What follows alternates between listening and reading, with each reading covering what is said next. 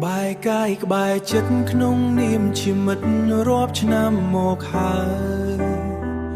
បងមិនដែលហ៊ានឡើយហើបមាត់និយាយពាក្យពិតក្នុងចិត្តឃើញអូនសើចសប្បាយកាន់ដៃអ្នកថ្មីបងបានត្រឹមតែអាណិតបេះដូងខ្លួនឯងដែលលួចស្រឡាញ់អូនតែម្នាក់ឯងរាល់ពេលអូនឆ្លោះគ្នាបងជាអ្នកស្ដាប់ជាអ្នកផ្ដល់កម្លាំងចិត្តលាក់ភាពឈឺចាប់ទុកក្នុងងងឹតព្រោះគេបងចង់ហែកមេឃសួរដី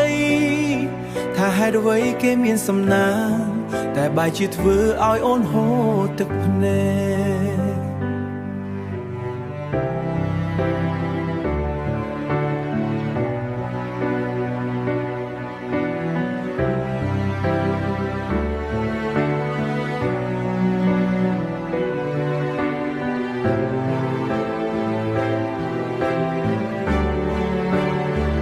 ពេលនេះគេចាស់ចេញហើយអូនកុំយំអីណាម្ចាស់ស្នេហ៍នៅមានអ្នកនេះដែលនៅក្បែរចាំថែរក្សាអូនរហូតទៅមិត្តអ្នកនេះហ៊ានលះអារម្មណ៍យូរហើយក្នុងចិត្តសោកត្រឹមពីស្រឡាញ់ដែលចង់ប្រាប់អូនជាយូរមកហើយតែខ្លាចបាត់បង់ពាក្យថា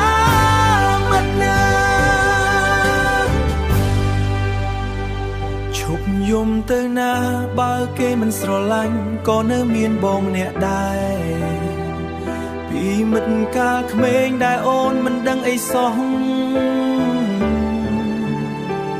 ពីមិត្តកាលក្មេងដែលអូនមិនដឹងអីសោះពេលនេះចង់ប្រែជាអ្នកថែ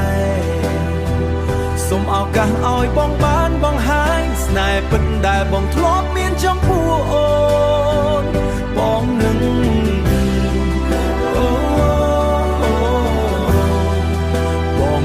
ធ្វើឲ្យអូនខូចចិត្តដោយមនុស្សម្នាក់នោះឡើយបើអូនព្រមបើកចិត្តសាកល្បងមើលម្នាក់នេះម្ដងបានទេបងមិនមែនជាមនុស្សល្អឥតខ្ចោះតែបងជាមនុស្សដែលស្រឡាញ់អូនបំផុតសន្យាថានឹងនៅក្បែរខ្លាចបែរជាម្ចាំងបេះដូងអូនរត់តទៅ